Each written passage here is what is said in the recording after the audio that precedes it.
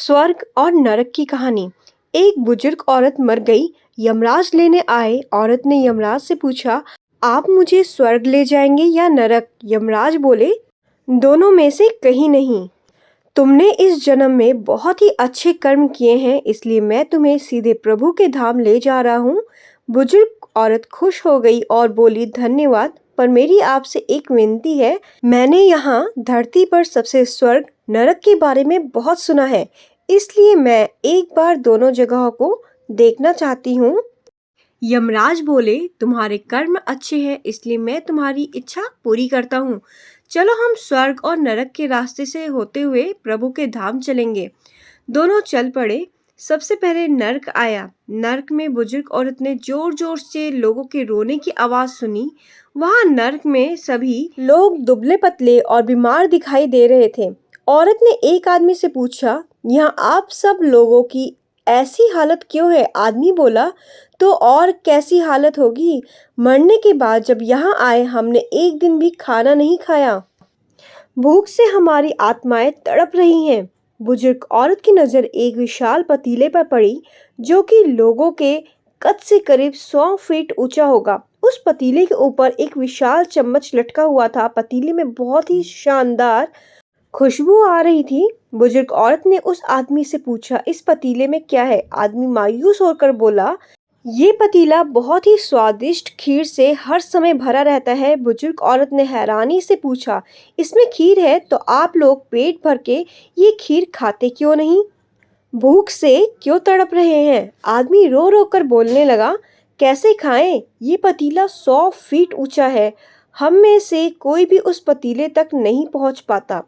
यह सुन बुजुर्ग औरत को उन पर तरस आ गया। सोचने लगी, बेचारे खीर का पतीला होते हुए भी भूख से बेहाल है। शायद ईश्वर ने इन्हें यही दंड दिया होगा। अब यमराज बुजुर्ग औरत से बोले, चलो हमें देरी हो रही है। दोनों चल पड़े। कुछ दूर चलने पर स्वर्ग आया। वहां पर बुजुर्ग औरत को सबके हंसने और खिलखिलाने की आवाज सुनाई दी। सब लोग बहुत खुश दिखाई दे रहे थे। उनको खुश देखकर बुजुर्ग औरत भी बहुत खुश हो गई। पर वहां स्वर्ग में भी बुजुर्ग औरत की नज़र वैसे ही 100 फीट ऊंचे पतीले पर पड़ी जैसे नर्क में था।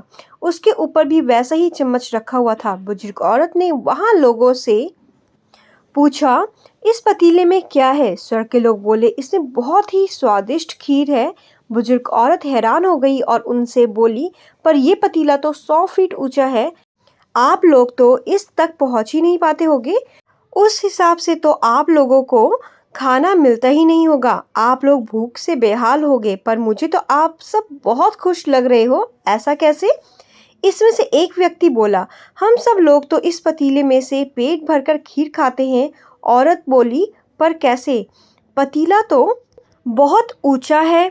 व्यक्ति बोला, तो क्या हो गया? पतीला ऊंचा है तो यहाँ पर कितने सारे पेड़ हैं। हमने इन पेड़ों की लकड़ी ली, उनको काटा और एक विशाल सीढ़ी का निर्माण किया। उस लकड़ी के सीढ़ी के सहारे हम पतीले तक पहुँचते हैं और फिर सब मिलकर खीर का आनंद लेते हैं। बुजुर्ग औरत यमराज की तरफ देखने लगी। यमराज मुस्कुराए और बोले, ईश्वर ने स्वर्ग और नरक मनुष्य के हाथ में सौंप रखा है। चाहे तो अपने लिए नरक बना ले, चाहे तो अपने लिए स्वर्ग।